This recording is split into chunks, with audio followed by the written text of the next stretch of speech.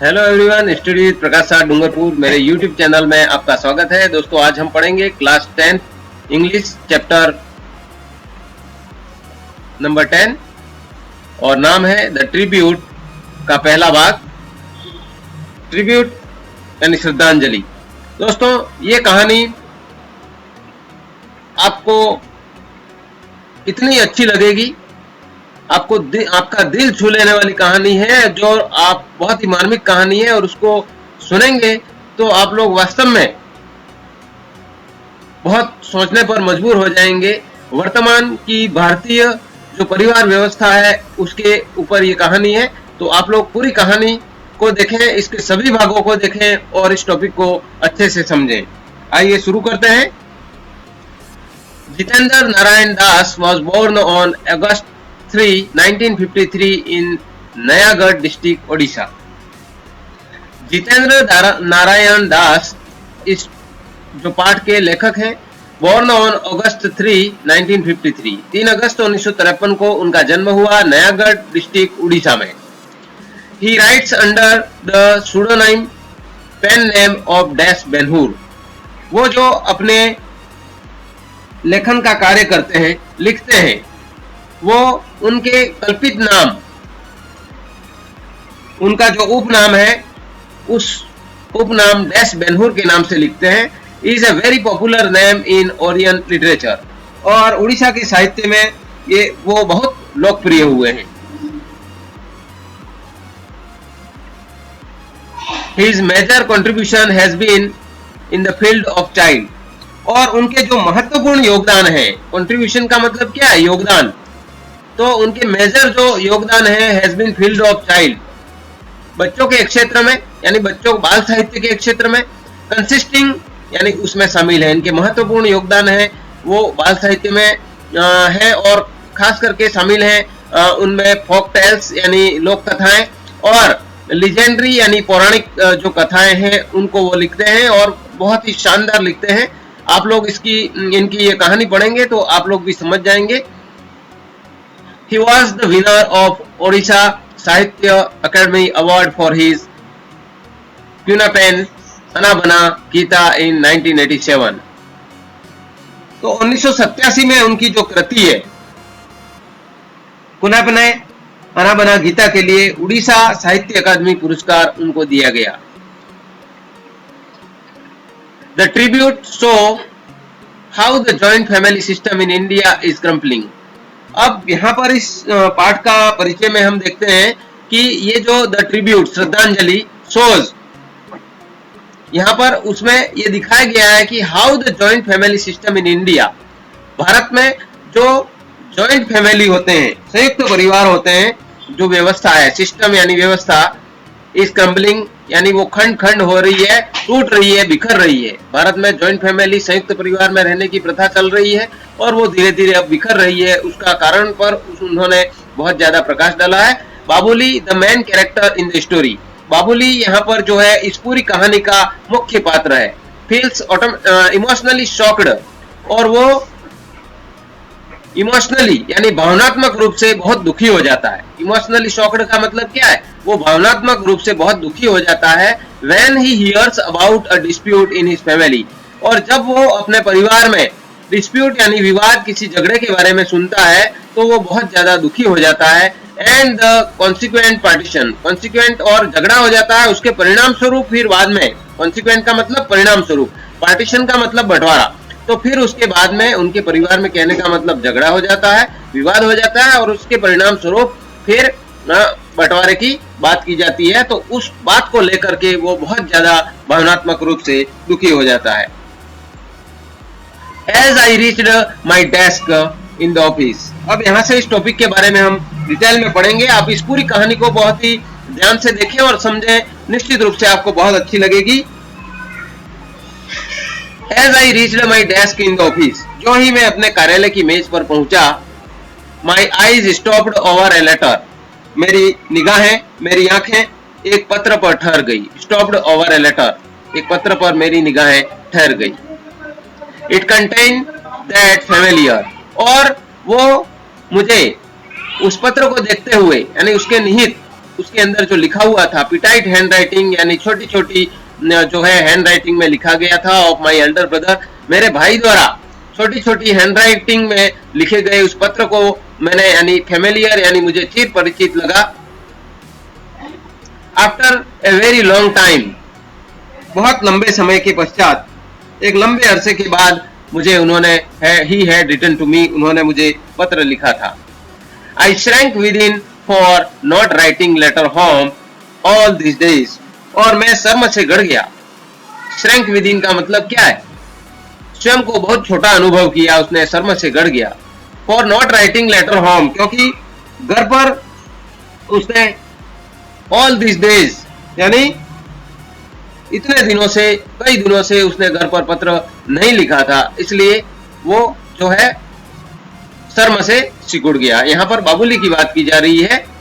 दोस्तों, वीडियो कैसा है उसके बारे में लाइक जरूर करें, और लाइक करने के लिए आप ये जो वीडियो देख रहे हैं उसके नीचे इस तरह का आइकन बना हुआ है, वहां पर आप क्लिक करके वीडियो को लाइक कर सकते हैं। इन माई स्टूडेंट डेज, और मेरे विद्यार्थी जीवन में, it was almost a routine affair, और करीब करीब ये मेरे रोज का नित्य का मामला था। क्या? पत्र लिखना, घर पर पत्र लिखना, ये मेरे करीब करीब हमेशा का मामला था। I used to go home to that distant village on a rickety bus, और मैं I used to go home, मैं घर जाया करता था, टू दैट डिस्टेंट विलेज, जो सुदूरवर्ती और उस दूर, बहुत दूर यानी दूरी पर जो गांव था, वहां पर जब मैं मेरे घर जाया करता था, ऑन ए रिकेटी बस, एक खटारा बस में बैठ करके उस सुदूर गांव में जब मैं शहर से जाया करता था, carrying nothing for the strength of the journey, और वो जो जर्नी यात्रा में करता था उसके तनाव की परवाह किए बिना, कैरिंग यानी परवाह करना, नथिंग यानी नहीं, तो कुछ भी परवाह किए बिना, स्ट्रेन यानी तनाव, ऑफ जर्नी यानी यात्रा के तनाव की परवाह किए बिना जब मैं उस खटारा बस में सुदूर मेरे गांव में जाता था। माई होम माई विलेज, मेरा घर मेरा गांव। They used to pull me away from the moribund city life. They used to pull me away. वे मुझे, मेरा घर और मेरा गांव है, मुझे वो आकर्षित करते थे, मुझे खींचते थे, from the moribund city life, शहर के मृत प्राय जीवन से मेरा गांव और मेरा घर है वो मुझे बहुत आकर्षित करते थे, मुझे खींचते थे। Now things have changed and I too changed. लेकिन अब सारी चीजें जो है बदल गई हैं और I too changed, मैं भी बदल गया हूँ। A great deal at that, बहुत ज्यादा बदल गया हूँ। A lot of cobwebs have settled around me. A lot of, बहुत सारे, cobwebs, cobwebs का मतलब क्या है? मकड़ी का जाला यानी समस्याओं का मकड़ जाल। A lot of webs have settled का मतलब क्या है? जमा हो गए हैं, यानी अब वो बात नहीं रही कि मेरे चारों ओर समस्याओं के मकड़ जाल है, उसमें मैं फंस गया हूँ, उसमें मैं उलझ गया हूँ, मेरे चारों ओर समस्याओं के मकड़ जाल जमा हो गए हैं। I am swept by the invisible tide of time and business. मैं समय के अदृश्य ज्वार बाटे और अपने काम के साथ काफी जोर से धकेल दिया गया हूँ। Swept by, swept का मतलब क्या है? धकेल, काफी जोर से धकेल दिया गया हूँ, अर्थात अत्यंत व्यस्त हो गया हूँ। Swept by का मतलब यहाँ पर अत्यंत व्यस्त हो जाने से। Invisible tide of time, अदृश्य ज्वार बाटा। Tide of time, tide का मतलब क्या है? ज्वार बाटा, लहरें जो होती है समुद्र की, तो उस अदृश्य ज्वार बाटे से, और एंड बिजनेस, और मेरे जो बिजनेस है, जो मेरा कार्य है, उन सब में मैं यानी काफी जोर से धकेल दिया गया हूँ। I was studying at Bhubaneswar, जब मैं भुवनेश्वर, उड़ीसा की राजधानी है भुवनेश्वर, जहां पर मैं जब पढ़ा करता था, where I got my job, और वहां पर मैंने अपनी नौकरी भी जो है प्राप्त की, मुझे वहां पर रोजगार मिला। And now for these 2 years, और अब 2 वर्षों से, इन 2 वर्षों में I have thought of home not even once, और इन 2 वर्षों में मैंने घर के बारे में एक बार भी नहीं सोचा। इवन वंस, एक बार भी मैंने घर के बारे में नहीं सोचा। Many a time my mother has written letter complaining about my negligence in writing to her. Many a time, कई बार, my mother has written letters complaining. मेरी माँ है वो हमेशा मुझे पत्र लिखती और उसमें शिकायत करती रहती है, यानी मेरी माँ मुझे कई बार शिकायती पत्र लिखती रहती है about my negligence in writing to her, कि जो मैं नेग्लिजेंसी यानी उपेक्षा करता था राइटिंग टू हर, उसको पत्र लिखने की अपेक्षा करता था, यानी मैं उसको पत्र नहीं लिखता था उसके बारे में। मेरी माँ है वो कई बार जो है मेरे से शिकायती पत्र मुझे लिखती थी और शिकायत करती थी। She has even reminded me of those pre marriage days, और यहाँ तक कि वो मुझे याद दिलाती थी, रिमाइंड मी, मुझे याद दिलाती थी दोज प्री मैरिज डेज, मेरे विवाह के पूर्व के दिन, मेरे विवाह के पूर्व के दिनों के बारे में वो मुझे याद दिलाती थी। Yet I have never been able to break those strands of complacency which have coiled around me. और यद्यपि I have never been able to break, मैं कभी भी उसको तोड़ने में समर्थ नहीं रहा। Those strands of complacency, strands का मतलब क्या है? धागे, और complacency यानी आत्मसंतुष्टि के धागों से मैं लिपटा हुआ था। Which I have coiled around me, जो इससे मैं लिपटा हुआ था, जिन्होंने मुझे अपने चारों ओर घेर लिया था, यानी आत्मसंतुष्टि के जो धागे हैं, have coiled around me, जो मेरे चारों तरफ लिपटे हुए थे, जिसमें मैं लिपटा हुआ था उन धागों में, उनको I have never been able to break, मैं इनको तोड़ने में कभी भी समर्थ नहीं हो सका। I have kept quiet to prove that I am busy and preoccupied, यह सिद्ध करने के लिए, यानी आई हैव केप्ट क्वाइट, मैं बिल्कुल जो है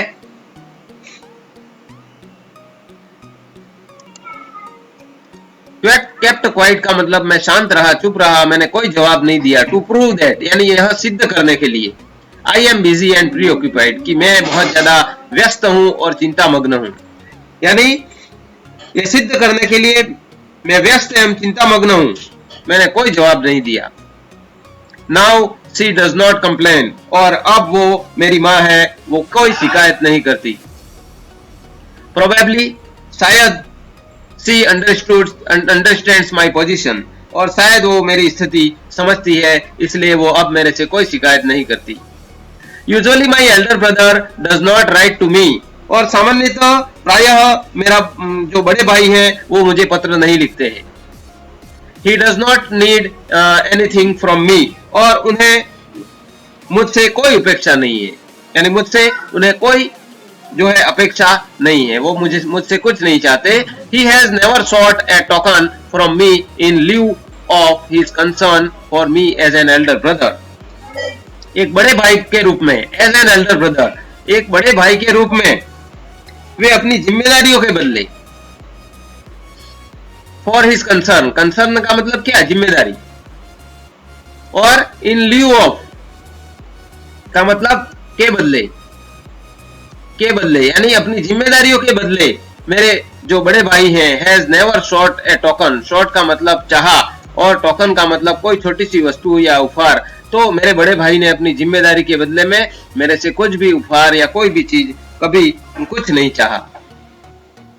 इन दोज डेज, और उन दिनों, When I was a student, जब मैं विद्यार्थी था, the only thing that he inquired about my well-being, और जब मैं विद्यार्थी था उस समय वो केवल इतनी चीजों के बारे में ही पूछा करते थे, केवल मेरे about my well-being, मेरे अच्छे होने, मेरे स्वास्थ्य अच्छे होने, मेरे well-being, मेरे कुशल क्षेम के बारे में ही, मेरी कुशलता के बारे में ही वो पूछा करते थे। During my stay at home, और जब मैं घर पर होता था, मेरे घर पर रुकने और ठहरने के दौरान, he would catch fish for me from the pond behind our house, हमारे घर के पीछे, behind our house, behind का मतलब पीछे, our house है यानी हमारे घर के पीछे, pond यानी एक तालाब था, वहां से he would catch fish, वो वहां से मछलियां पकड़ के लाते थे, for me, मेरे लिए, and would ask his wife to prepare a good dish for I loved fish, और he would ask his wife, वो अपनी पत्नी को कहते प्रिपेयर ए गुड डिश, और एक अच्छा व्यंजन तैयार करने के लिए वो अपनी पत्नी को कहते फॉर आई लव्ड फिश, क्योंकि मुझे मछलियां बहुत पसंद थी, इसलिए पसंद है, इसलिए वो उनकी पत्नी को एक अच्छा व्यंजन बनाने के लिए कहते। when the catch was scanty, और जब जो है स्कैंटी यानी कम मात्रा में जब मछलियां पकड़ी जाती, कम ही हो पाती, the dish would be prepared exclusively for me, और उस समय वो व्यंजन है केवल मेरे लिए बनाया जाता, केवल मेरे लिए, एक्सक्लूसिवली का मतलब केवल, तो केवल मेरे लिए वो डिश है, वो व्यंजन है, वो तैयार किया जाता। He would say, और वो कहते to his wife, अपनी पत्नी को, उनकी पत्नी को, you must make the dish as delicious as possible, जितना संभव हो सके, जितनी अच्छी जो है व्यंजन संभव हो सके उतना अच्छा व्यंजन बनाओ, using mustard paste for Babuli. Mustard paste का मतलब क्या है? सरसों का मसाला का प्रयोग करके जितना अच्छा व्यंजन बन सके ऐसा व्यंजन है वो बाबुली के लिए बनाओ, ऐसा वो कहते। इवन नाउ, और यहाँ तक कि अब भी, he is the same man, अब भी वो वही व्यक्ति है, with the same tone of love, और अभी भी वो इसी स्नेह एंड कंपेंशन, उसी सहानुभूति के साथ में मेरे साथ जो है अच्छा इतना व्यवहार करते हैं, मुझे इतना अच्छा स्नेह से रखते हैं। नथिंग हैज चेंज्ड हिम, और उनके अंदर कोई भी चीज है वो बदलाव नहीं ला सकी है। His 7 चिल्ड्रन, उनके 7 बच्चे, फादर पिताजी, मदर माँ, कैटल मवेशी, फील्ड यानी खेत, हाउस होल्ड रेस्पॉन्सिबिलिटीज और घर की जो जिम्मेदारियां हैं वो कुछ भी बदलाव नहीं ला सकी हैं। He is the same, और वो वैसे ही हैं, माई एल्डर ब्रदर, मेरे बड़े भाई। दोस्तों, वीडियो आपको कैसा लगा उसके बारे में कमेंट बॉक्स में कमेंट जरूर करें और अपने विचार जो है प्रस्तुत करें। आई हैंडल्ड द लेटर केयरफुली, मैंने पत्र को सावधानी से संभाला। हैंडल्ड यानी संभाला, यानी सावधानी से उसको पढ़ा। ही हैड आस्क्ड मी, और उन्होंने मुझे कहा टू कम होम, उन्होंने मुझे घर आने के लिए कहा। सम फ्यूड हैड क्रॉप्ड अप, कोई विवाद उत्पन्न हो गया था। फ्यूड का मतलब विवाद, झगड़ा, एंड क्रॉप्ड अप यानी उत्पन्न हो गया था, क्रॉप्ड अप। तो उन्होंने मुझे घर आने के लिए कहा क्योंकि कुछ विवाद उत्पन्न हो गया था। The two sister in law had quarrelled, दो भाभियों में लड़ाई हो गई थी। सिस्टर इन लॉ यानी भाभियां, तो उनमें लड़ाई हो गई थी, इसलिए उन्होंने मुझे उस विवाद के कारण घर पे बुलाया था। आवर पैडी फील्ड्स, हमारे धान के खेत, द कॉटेज, हमारा घर, and all the movable and immovable were to divided into 3 parts among us, हमारे जो धान के खेत हैं, घर हैं, समस्त चल और अचल संपत्तियों का बंटवारा हम 3 भाइयों के बीच में किया जाना था। My presence was indispensable, और मेरी उपस्थिति बहुत आवश्यक थी। indispensable का मतलब बहुत आवश्यक। दोस्तों, आप मेरे चैनल पर नए हैं या पहली बार मेरे वीडियो को देख रहे हैं तो आप मेरे चैनल को सब्सक्राइब कर लें, और उसके पास ही स्टडी विद प्रकाश साथ लिखा हुआ है, उसके पास ही एक बेल आइकन है, वहां पर क्लिक करके आप जो है ऑल नोटिफिकेशन को ऑन कर लें ताकि मेरे इस तरह के सभी प्रकार की वीडियो की जानकारी आप लोगों को मिलती रहे और आप मेरे साथ जुड़े रहें और आप अपनी तैयारी करते रहें। दोस्तों, वीडियो अच्छा लगा हो तो अपने दोस्तों को शेयर जरूर करें ताकि वे भी इससे अपनी तैयारी कर सकें। Thanks for watching chapter 10 the tribute, keep learning, study with Prakash Sadh, Dungarpur. दोस्तों, यहाँ पर ये जो कहानी है यहाँ तक अब हमने पढ़ी, उसके बाद में अब आगे क्या होता है कि भाइयों में आपस में विवाद के कारण अब जो है आगे वो कहानी कहाँ तक चलती है उसके बारे में पूरी जानकारी करने के लिए आप मेरे साथ बने रहें, और मिलते हैं अगले वीडियो में पूरी कहानी के साथ में। तब तक के लिए धन्यवाद। जय हिंद, जय भारत।